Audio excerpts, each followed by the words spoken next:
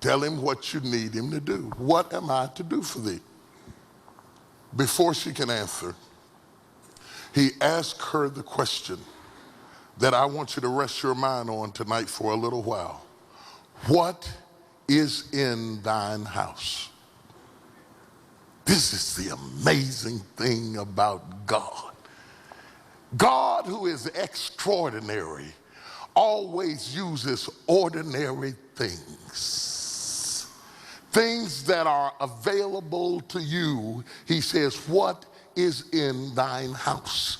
When you pray and you ask God to move on a situation, you have no right to be frustrated until you have examined what he has already made available to you. He will always use something in your house. But if you don't know what you've got, you'll never get the breakthrough that you need. Whether it's what you have in your church or what you have in your house or what you have in your heart or what you have in your spirit, God will always use something that you have. Think about it. Jesus, the people are about to leave because you've been preaching so long. They're about to faint, Lord, and they're really hungry, and they have to go into the city to buy something in their house. We have nothing but 2 fish and 5 loaves of bread. Bring me what you got. Lord, there are 10,000 Philistines about to kill me here, and I'm in real trouble, and I need some help killing these Philistines. Could you send some angels or something? What's that laying at your feet? Jawbone of an ass. Or pick up a gate. It will always be something close to you. But in the time of trouble, we lose our ability to perceive what we have. Sometimes we are so focused on the gifts that other people have that we never recognize the gifts that are with us. Because often the gifts that God has made available to you seem so ordinary that you do not expect extraordinary things. And until you expect extraordinary things to come out of ordinary places, you're not ready to talk to God. As long as you expect ordinary services and ordinary crowds and ordinary prayer meetings and an ordinary marriage and an ordinary business and an ordinary family and an ordinary situation, you're not ready to talk to God, because though the situation looks ordinary, there is something extraordinary close to you that you've been stepping over. Can you hear what I'm saying to you?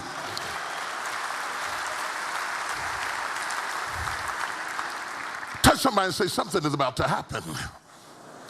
Whenever the omniscient, all omniscience, omniscient, the omniscient God, it means he's all-knowing, knows all things, omnipotent, all-powerful, omnipresent in all places. Whenever the omniscient God starts asking questions, it is not because he needs information. Because there is nothing that you can think of that you can inform God about that he doesn't know.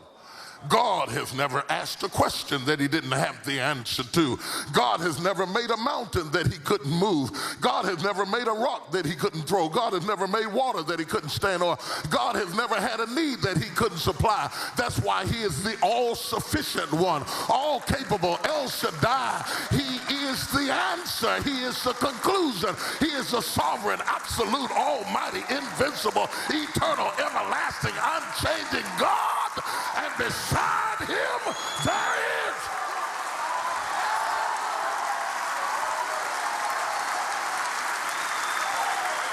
Woo.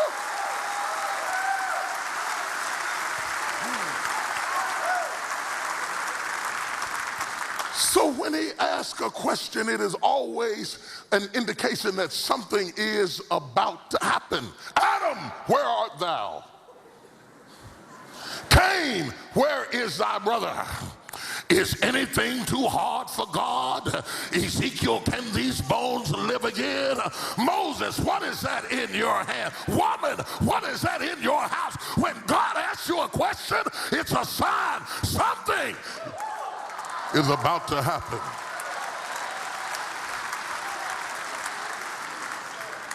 Anyway,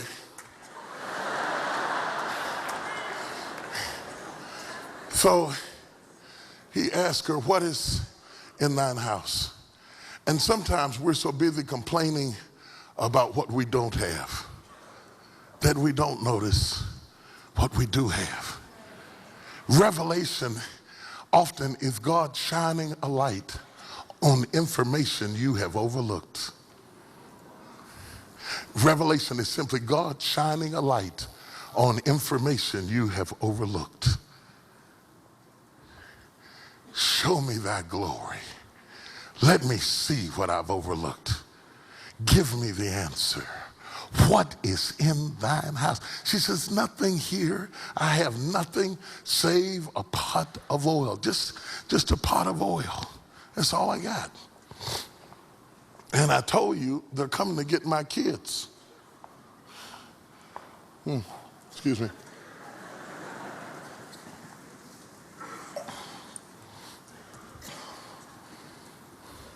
Bring me some more water, Ed. Where's Ed at? Not you. Not you. Not that Ed. My Ed.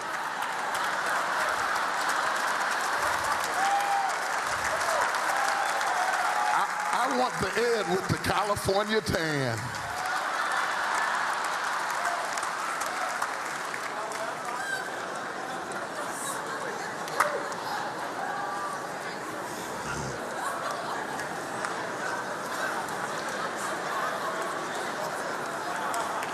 It's going to be rough in here tonight, I can tell. What is in thine house? You know, we have an intelligent God who calls for us to be thinkers and sometimes puts us in situations so that he can collaborate with us to a conclusion, that we might be stimulated by his presence to perceive the same situation differently.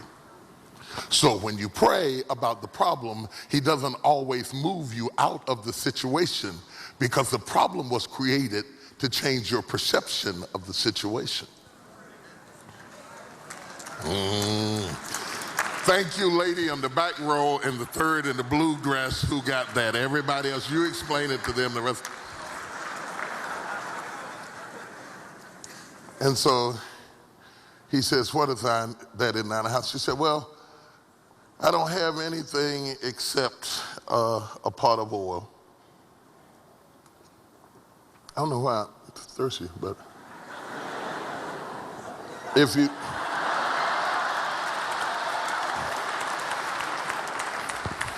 you're preaching and you get thirsty, it's better to go ahead and get a drink, to all you young preachers, because if you don't, you get this little foam in the corners of your mouth.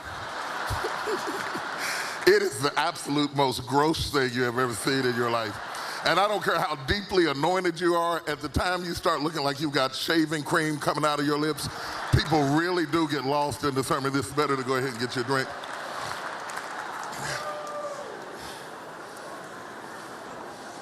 So I don't want to gross y'all out tonight.